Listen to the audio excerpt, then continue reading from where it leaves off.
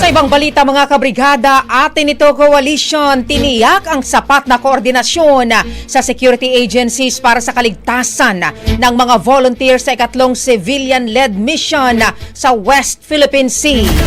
Brigada Sheila Matibag, ibrigada mo! Brigada Live Report.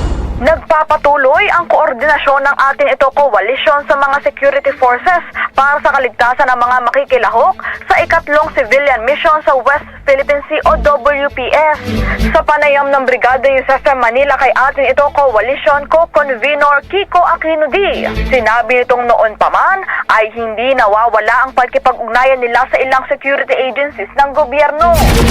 Never naman po nawala yung coordination sa atin ito, no? So yung unang beses lang po siguro, medyo yung ginigit po kasi ng coalition ay dapat talaga civilian-led ito. So ang ginagawa po ng atin ito, hindi po kami humihingi ng pahintulot, pero dahil nga naipakita natin yung kakayahan nating magsagawa ng ganitong mission habang nakipag-cooperate sa mga relevant na parte ng gobyerno, meron na pong good relationship yung atin ito sa mga relevant security agencies po.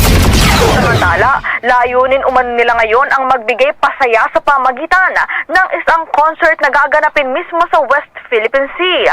Ani di, hangad nilang maipakita sa buong mundo na kapayapaan ang dala ng grupo. Sa huli, binigyang diin ito na bilang mga mamamayan, mayroon ding sariling paraan na maaaring gawin para maipakita ang pag-iit sa karapatan sa pinag-aagawang katubigan.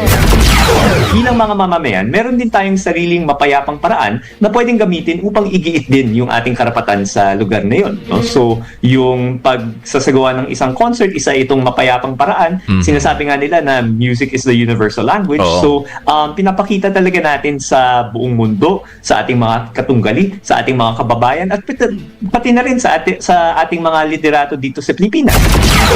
In the heart of changing lives, ito si Brigada Sheila Matibag ng 15.1 Brigada News FM Manila. The Music News. Ang bahaging ito ay hatid sa atin ng Yummyvit ES2 Oral Drops. Simulang tuparin ang pangarap ng iyong anak. And stunting now,